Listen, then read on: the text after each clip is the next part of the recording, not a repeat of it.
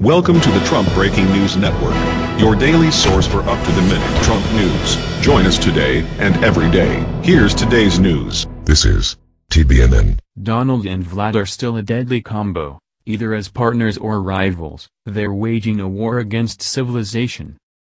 As the subplots and sub-subplots cascade endlessly around the question of Russian interference with the 2016 presidential election and the Donald Trump campaign's possible collusion, it would do us all good to take a few steps back and reflect more deeply on the big picture. Whether or not there was any covert collusion, there was plenty of open hanky-panky, and far too little awareness on where that might lead. Beyond any concerns that these two authoritarian leaders have been working in concert lies the question of why they might have wanted to. President Trump and Russian President Vladimir Putin both believe in democracy of a sort. They believe themselves very popular, and therefore empowered to do whatever they see fit. What they subscribe to is often called a liberal democracy, but anti-liberal democracy would be closer to the mark, maybe with a second set of quote marks around democracy. Liberal democracy operates within a normative framework of rights. A liberal democracy ignores that framework, while anti-liberal democracy avidly attacks it. Putin attacks it as an outsider, seeing it as a Western imposition. Trump attacks it as a different kind of outsider, a privileged rich kid who has lived his whole life outside its rules, palling around with a variety of outlaws, and enablers like his mentor Roy Cohn, lawyer for Joe McCarthy and the New York mob. Modern democracy is a child of the Enlightenment, but Trump and Putin's opposition goes much deeper than simply being a counter-Enlightenment position. The term counter-Enlightenment, first popularized by Isaiah Berlin in the 1970s, has mutated considerably since then. While critiques of the Enlightenment have by now been mounted from almost everywhere along the political spectrum, most of these are not attacks on reason per se, but on how critics see the Enlightenment as having conceived of reason and deployed it. Trump and Putin, however, can be seen as countering something much earlier and more basic. Their shared vision of anti-liberal democracy isn't just opposition to the 18th century. It's more like opposition to the 8th century, before Christ. What is sometimes called the Axial Age, roughly from 800 to 200 BCE, is when most major world religions and philosophies first emerged. It was the age of Buddha, Confucius, Lao Tzu, the Upanishads, the Hebrew prophets, Greek natural science and philosophy and so on. Jesus and Muhammad both came after this period, but built on foundations laid at this time. The term was coined by Karl Jaspers, who wrote, "If there is an axis in history, we must find it empirically in profane history, as a set of circumstances significant for all men, including Christians. It must carry conviction for Westerners, Asiatics, and all men, without the support of any particular content of faith, and thus provide all men with a common historical frame of reference." The spiritual process which took place between 800 and 200 BCE seems to constitute such an axis. It was then that the man with whom we live today came into being. Let us designate this period as the Axial Age. In short, this is when the world as we know it, and have known it for millennia, was created. The first large, semi-stable civilizations were established, and in that new social world new ways of thinking aroused and spread. More on the reasons behind this below. Part of what they had in common was a shift from unquestioned, even unquestionable, ethnocentrism and authoritarianism to universalism and inquiry as foundational principles. The religious traditions that emerged brought together people of different ethnicities and even different races, and birthed monastic and scholastic traditions that have profoundly transformed our world. Of course, ethnocentrism and authoritarianism have never gone away, but they have significantly retreated as primary societal organizing principles, and they've never regained their unquestioned status. This is one reason why Nazi Germany stands out as a rare example when the clock was turned so far back. It's also how the current rise of ethno-nationalist anti-liberal democracy should be understood as well.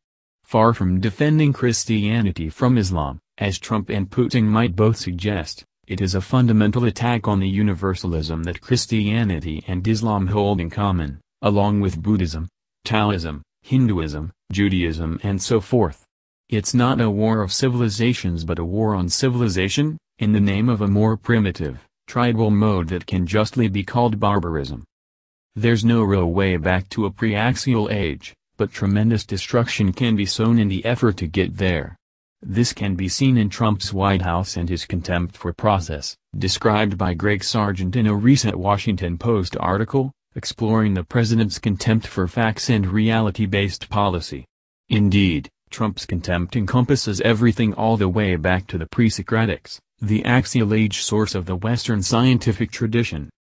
Sargent pointed to a New York Times report that scores of science and technology officials have departed, and that consequential decisions, including the reversal of Barack Obama's climate change policies and proposals to sharply reduce spending for research on climate change, science and health, have been made without input from those who remain. But for now, it is hard to avoid viewing all of this in its larger context. As I've argued, the Trump White House has been infected from the outset with a kind of deep rot of bad faith, a contempt for legitimate process, fact-based debate and reality-based governing, that has bordered on all corrosive. This low regard for science may well prove to be another data point illustrating this pattern. The reason for calling this pre-axial behavior is straightforward. Science and scientific thinking are products of the axial age, along with a whole complex of related critical thinking practices that inform how humanity has flourished since then. A Twitter thread by historian Seth Kotler commenting on Sargent's post brought this deeper significance into focus. There are many ways to message resistance to Trump. This WAPO summary points to one particularly effective strategy: focus on process, he began, with a screenshot including the above. There always will be, and should be, disagreement on policy content. The resistance will never find total consensus on policy content, he continued. But the place where progressives, liberals, moderates, and conservatives should be able to find common ground is around procedures. This highlights the broad-based way people across the political spectrum draw on a shared framework of practices, values, and institutional structures that can be traced back to the axial age. One thing that binds all these practices together is the glue of social trust. To make sound decisions, we need sound information, sound ways of gathering and analyzing it, and sound ways of reasoning about it. We are all fallible as individuals, but can become less so if we work wisely together, ensuring the soundness of what we do throughout the whole process. As I noted here in 2014, philosopher Brian L. Keeley has described how conspiracy theories throw into doubt the various institutions that have been set up to generate reliable data and evidence. In doing so, they reveal just how large a role trust in both institutions and individuals plays in the justification of our beliefs. In modern science, this procedure involves the elaborate mechanisms of publication, peer review, professional reputation, university accreditation and so on. Thus, we are warranted in believing the claims of science because these claims are the result of a social mechanism of warranted belief production. That seeds of that social trust did not come from science itself, though it has long flourished there.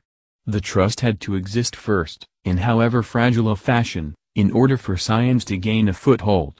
But once it did, it became powerfully self-reinforcing. The expansive framework of social trust embodied in science is but one of multiple strands we can trace back to origins in the axial age. Trump's obsessive embrace of conspiracy theory reflects just one facet of his wide-ranging hostility to the fundamental essence of the axial age, to its values and institutions, to everything about it, really, except for the material goodies it has produced in such abundance. It has also been argued that we're in the midst of a second axial age, responding to changes that have reshaped our world in the modern era. Theologian Karen Armstrong explains. All over the world, people are struggling with these new conditions and have been forced to reassess their religious traditions, which were designed for a very different type of society. They are finding that the old forms of faith no longer work for them. They cannot provide the enlightenment and consolation that human beings seem to need. As a result, men and women are trying to find new ways of being religious. Like the reformers and prophets of the first axial age, They are attempting to build upon the insights of the past in a way that will take human beings forward into the new world they have created for themselves.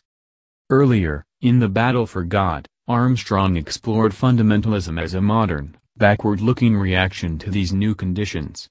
In the political sphere, Trump and Putin represent a similar impulse as well, restoring a lost order that never actually existed. Trump's anti-science conspiracy thinking is one of the most striking examples of what this entails. This viewpoint also helps explain how two such unlikely figures from the 1980s and 90s, the KGB spy and the New York playboy, have emerged as supposed champions of traditional religion. The reactionary longing to go back to an earlier time is a recurrent theme throughout history. At the dawn of the Axial Age, Hesiod's works and days looked back to a series of past eras, from the Golden Age when humans lived among the gods through the Silver, Bronze and Heroic Ages, each less exalted than the age before, down to the Iron Age when, Hesiod wrote, men never rest from labor and sorrow by day, and from perishing by night, and the gods shall lay sore trouble upon them. If, as Armstrong and others have argued, we're on the cusp of a second axial age, then it should not be surprising to see reactionary fantasies emerge that call for an unimaginable leap backward. When what has worked for generations begins to fall apart, it's far easier to conjure up fantasies of an imaginary perfect past than to do the hard work of grappling with the emerging shape of things to come. So at first reactionaries will have a huge advantage. It's an easy sell. No fuss, no muss, no need to confront the difficulty of reimagining what it means to be human, which is precisely what the leading figures of the Axial Age and their followers did. Along with his unseen tax returns, one of the central mysteries of the Trump campaign was the question of when, exactly, America had been so great. What era did his famous campaign slogan mean to conjure up? Of course there was no such time in reality, but there was no such time in Trump's memory or imagination either. He can now pretend that he's talking about the Reagan presidency, which Republicans now venerate as a golden age. But Reagan himself was elected on this kind of backward-looking nostalgia, and Trump said the same things he said in the 2016 campaign when Reagan was in office too. What Trump has really longed for all along is a return to the pre-axial world. To better appreciate what that means, I need to make good on my promise to say more about why the Axial Age emerged in the first place. In his 2015 book Ultra Society, How 10,000 Years of War Made Humans the Greatest Cooperators on Earth, evolutionary anthropologist Peter Turchin traced the emergence of Axial Age civilizations to the impact of Eurasian steppe dwellers developing a new military technology centered around horse riding. Earlier, smaller and less stable agricultural civilizations were easily invaded and toppled, at least until a new defensive strategy emerged, which required a larger population base in order to field infantry forces large enough to keep the steppe dwellers' cavalry at bay. As Turchin summed up, in the perilous new competitive environment created by the military revolution of the Axial Age, states could not afford to crush their own populations in the manner of Hawaiian chiefs or archaic god-kings. The state's survival now depended on being able to produce large armies of armed commoners. If you want your soldiers to fight bravely, you cannot oppress them. And if you have been oppressing your own people, it's foolish to give them weapons. In short, the despotic states couldn't survive in the new military environment. In short, the only way such large civilizations could be kept together was to become significantly more cooperative and egalitarian than their smaller predecessors had been. Hence there was fertile ground for the universalist and compassionate ideologies of the great Axial Age figures to take hold. There might still be kings and emperors, but they no longer claimed to be gods themselves, only to represent or be aligned with them. Human sacrifice began to disappear. The power that rulers and the elites around them held from the Axial Age onward was more dependent on vast cooperative networks than anything their earlier counterparts could have imagined. As creatures themselves of that same world, they too were invisibly constrained by shared norms and a shared worldview that made the extreme inequality and brutality of the pre-Axial world unthinkable. Until now. No, I don't think Donald Trump conceives of himself as a god-king. But he does have a record of never having admitted to doing or being wrong. He couldn't even pretend, for appearance's sake, to be a good Christian in this regard. And no, I don't think Trump wants to reintroduce human sacrifice or slavery. But there's his long, murky, record of predatory sexual behavior, publicly lusting over young teenagers, and his modeling agency that has been accused of practices treating young women as property. He encouraged his followers to knock the crap out of protesters who would ultimately be forced to bow down to him, as Omarosa so charmingly put it. Add to this Trump's desire to recast America's diverse immigrant character, e pluribus unum, into one homogeneous mass, and his profound hostility to axial age science, and suddenly it's not a stretch at all to argue that what Trump really wants is a return to the barbarism and tyranny of the pre-axial age world, while hanging on to the consumer goods and luxuries produced by our civilization. That's an utterly combination, of course. As is virtually everything Trump proposes, once you figure out what he actually means. Which is why it's high time we all realize just how far back the good old days go for Donald Trump. It's not just time to reject his ridiculous feel-good fantasy. It's time to move forward instead, no matter how challenging and difficult it may be. Karen Armstrong is right, humanity needs to build upon the insights of the past in order to build the future. That's the news. Join us here every day. Be sure to subscribe and click the bell. See you next time. This is TBNN.